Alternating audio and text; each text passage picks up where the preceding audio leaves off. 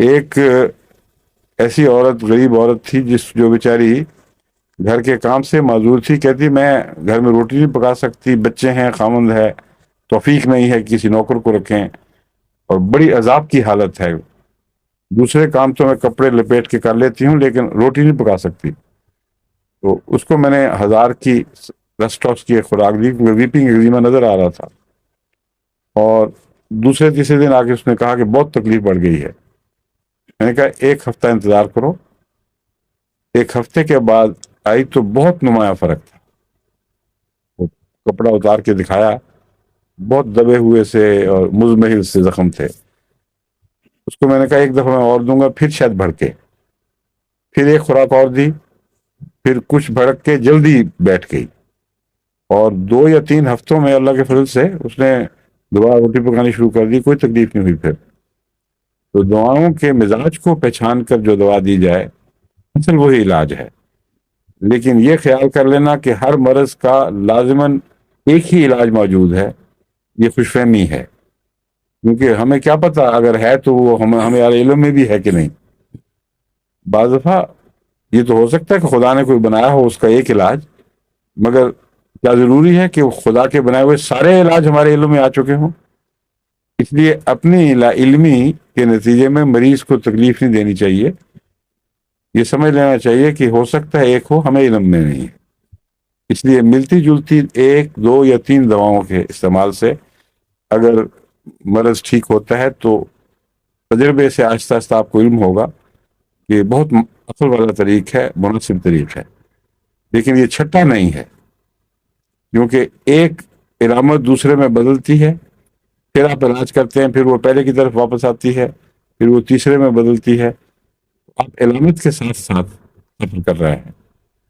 لیکن چھٹا اور چیز ہے، اس میں تو پتہ نہیں کہ کیا ہے، کٹھی 4 5 نہیں پھینک دی۔ تو یہ وہ گریفائٹس ہے جو ایگزیموں میں بھی بہت مفید ہے۔ ذاتی طور پر اگر اس کا کیس ہو تو اکیلا کافی ہے، ورنہ ملے جلے ایگزیموں میں جہاں انفیکشنز بہت ہوں وہاں گریفائٹس مددگار کے طور پر استعمال ہوتا ہے۔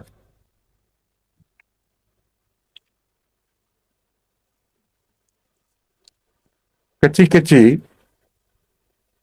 جلد کے اوپر کہیں سی کچی جگہیں بن جاتی ہیں، جس طرح سورائسس میں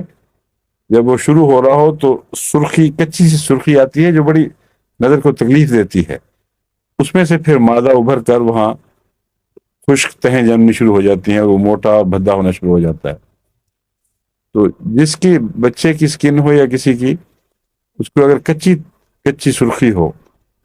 تو وہ گریفائٹس کی ہو سکتی ہے،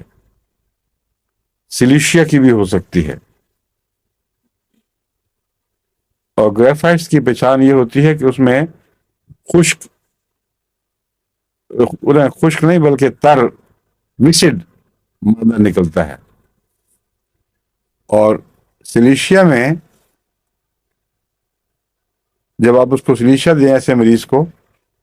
تو وہ ایک دم زخم کو ابھارے گی اور اندر سے پانی وانی نکالے گی، حالانکہ نارملی یہ نہیں کرتی۔ اس کلینکل تجربے سے سلیشیا پہچانی جاتی ہے، اور عموماً اس وقت ذہن میں آتی ہے جب ایک مرض ہے جو رسپونڈ نہیں کر رہا دواؤں کو، ہسپتالوں میں بھی جا چکا ہے بچہ، دوسری جگہ بھی دکھا چکے ہیں، مگر وہ جو کچی سی سرخی ہے یوں لگتا ہے جیسے پیدائشی ہے اور زندگی کا حصہ بنے گی، اور اس میں پھوڑے نکلتے ہیں، پھر کہیں کہیں سے مواد پھوٹ کے وہ جگہ پھول جاتی ہے۔ ایسے مریض کو سلیشیا دینا اس لیے ضروری ہے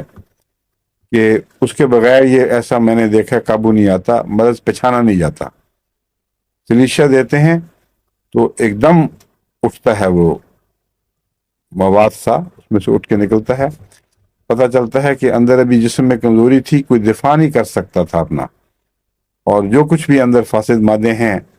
ان کو جلد کے ذریعے باہر نکال نہیں سکتا تھا، سلیشیا نے مدد کی۔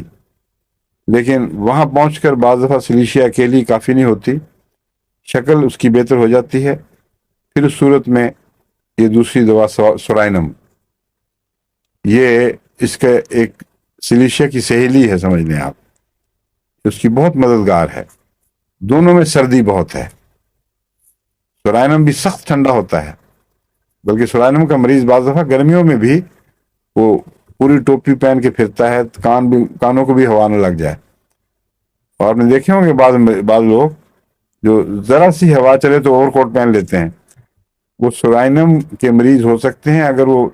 सूखे हुए बदबूदार जिस्म रखते हों, क्योंकि सोलाइनम में बदबू भी पाई जाती है।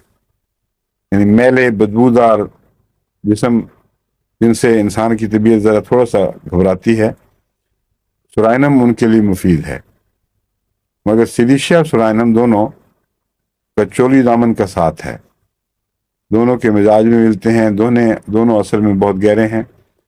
इनसे आप फ़ायदा उठा सकते हैं। सिलिशिया के ज़ख्मों को सोलाइनम खुश करता है और कुछ सुकून देता है। अगर ठीक ना कर सके तो फिर सिलिशिया देनी पड़ेगी।